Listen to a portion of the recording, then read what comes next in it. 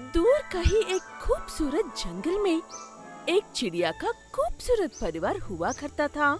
चिड़िया माँ का नाम नूनू, पिता का नाम मोनू और बच्चे का नाम टुनटुन। उनके पास जो भी था उसी में खुश रहते थे। आज मेरे टुनटुन बेटे को खाने में क्या चाहिए? आप ही उसे इतना लाड देकर अस्वास्थ्यकर भोजन की आदत डाल रहे हो। अब वो मेरी बात कहाँ सुनता है? कोई बात नहीं नूनू, अपने बेटे को कभी कोई दिक्कत ना आए, ये देखने के लिए मैं हूँ ना। ऐसे कहते हुए अपने बेटे को हमेशा उसकी पसंद का भोजन लाकर देता रहता था चिड़िया मोनू। वैसे ही उनके रहने के लिए एक अच्छा सा घोंसला बनाने के लिए भी मेहनत करता था। लेकिन इतने में ही एक शिकारी की तीर लगाकर मोनू मर जाता है। तब से मोनू के घर में सारी खुशियाँ खत्म हो जाती है और मुश्किलें भी शुरू हो जाती है उस परिवार की। उनके पास रहने के लिए ढंग का घर भी नहीं था और इतने में ही एक दिन जोरों की बारिश शुरू हो जाती है। इतने में उस तेज बारिश और हवा में उनका साधारण सा घोंसला टूट जाता है। चिड़िया माँ और बेटे के पास अब करने के लिए कुछ भी नहीं था, इसलिए वो दोनों जाकर दूसरे पेड़ पर बैठ जाते हैं और पूरी तरह से भीग जाते हैं। ऐसे बारिश बंद होने के बाद दोनों चिड़िया उस पेड़ पर एक खाली घोंसले को दिखाते हैं। लगता है एक घोंसला खाली है। अगर इसमें कोई नहीं रहता है तो हम इसमें रह सकते हैं। ये कहते हुए अंदर जाकर देखा तो वो एक बाथरूम था। अब नूनू के पास रहने के लिए घर नहीं था, इसलिए उसके पास दूसरा रास्ता नहीं था। इसलिए वो उसी बाथरूम में रहने लगती है। वहीं पर खाना बनाकर खाकर वहीं सोते हैं। इतने में उनका सारा खाना भी खत्म हो जाता है। टुनटुन बेटा, मैं जाकर अपने लिए खाना लेकर आती हूँ। तब तक तुम यहीं पर रहना।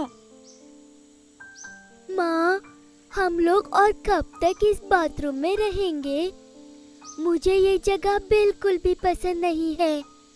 मैं यहाँ पर और नहीं रह सकता हूँ। हमें नया घर कब मिलेगा माँ? वो बातें सुनकर काफी दुखी होती है नूनू चिड़िया, लेकिन वो कुछ भी कर नहीं सकती। इसलिए चले जाएंगे बेटा, थोड़े दिन सब्र रखो। ऊपर वाला हमारे लिए भी एक अच्छे घर का इंतजाम करेंगे। ये बुरे दिन भी खत्म हो जाएंगे। ये कहते हुए अपने बेटे को समझाकर खाना ढूंढने के लिए जाती है। लेकिन उस दिन सुबह से शाम तक घूमने पर भी खाना नहीं मिलता है। इतने में एक खूबसूरत तोता एक पेड़ पर बीमारा पड़ा हुआ नजर आता है नूनू चिड़िया को। तो झट से उसके पास जाकर, अरे रे, कौन हो तोते तुम? और इस पेड़ पर ऐसे क्यों पड़े हुई हो? मैं इस जंगल के महाराज की बेटी लिया हूँ। बाहर घुमाने के लिए आई थी और भटक गई हूँ। बिना खाना और बिना पानी के ऐसे बीमार होकर पड़ी हुई हूँ। वो बातें सुनकर नूनू चिड़िया को दुख होता है। उसके बाद उस जंगल के छप्पे छप्पे को अच्छे से जानने वाली नूनू अंदाजा लगाकर लिया को सही सलामत अपने घर पहुंचा देती है। उसकी बात से बहुत खुश होकर लिया अपने घर पहुंचने के बाद थोड़ी सी स्वादिष्ट फल नूनू को देती है।